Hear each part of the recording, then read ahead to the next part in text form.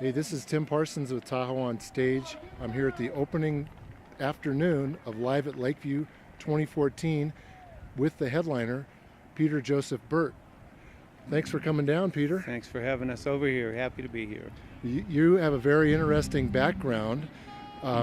You went to Africa to study music. Could you tell me about that? I did. I went sort of as an amateur ethnomusicologist, just a lover of music, a drummer, a singer, and I spent a few years just sort of picking my way through some places and playing with a lot of musicians and studying real hard and trying to apply it to what I do and what I did, and here I am. How did you get by financially in Africa? I didn't need a lot of money, and I ended up buying a small taxi car and had a driver that would, work, and I made just enough to kind of make it and play music every day. So it was a good way to live for a while, and I enjoyed it quite an awful lot. What did you learn musically? Specifically over there? Did you go to study percussion? I originally was there as a percussionist and a drummer, and I was studying the mbira, the Shona mbira in Zimbabwe, the thumb piano, and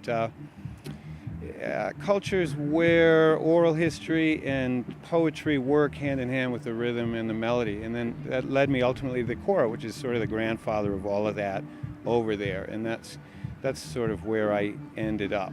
And just really, what did I learn? How things work together. And how to find the sweet spot, Right. Speaking of sweet, you were talking about the language, and they use similar language to describe. Yeah, that's something that struck me, and I love the cooking over there. I really did, man. And it struck me that people would get excited to talk about the one big meal of the day. And, oh, how was the food? They'd say, well, was it sweet? Yes, it was sweet. And they would say the same thing for the music. How was the band? Was it sweet? And I thought, wow, they treat the music just like food, And obviously you can't live without food, but a lot of people really don't think they can live without music either. So it was a beautiful thing.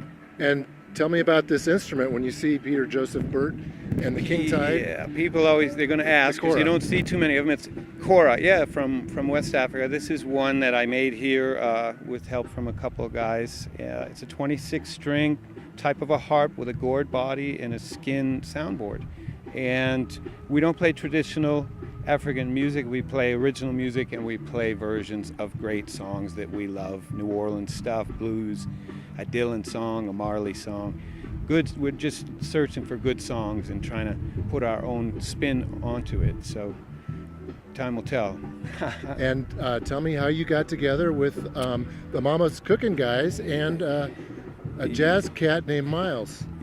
Yeah, well, the Mama's Cooking guys, I was teaching drums at the old Tahoe School of Music, the conservatory, and I ended up opening a spot for them one night, and they said, look, if you ever want a backup band, we'd love to do it. And I said, let's go, And so we've been playing together for probably 3 years, I want to say, at this point. And those guys played together for so long, they already had great chemistry. And Miles, the jazz player we brought in, he was in a project with our drummer, Mike Adamo. So it feels really good. We've been playing around for a couple years and having a good time, getting ready to go play at Guitar Fish Festival August 3rd, and we'll be Tahoe City Commons on Sunday. So definitely come out if you hear this. And Crystal Bay Casino on July 26th. July 26th. We'll be at Crystal Bay Casino with Mama's Cookin'. Zebby will be DJing in the Red Room late at night. That's always a fun night. So definitely looking forward to that. We usually get a good crowd of locals and have a good time. So. Outstanding. Well, thank you, Peter Joseph Burtt from Kings Beach, down here now on the South Shore today. Thank you for your time, and we're really looking forward to hearing the music. Thanks, Tim. Appreciate it.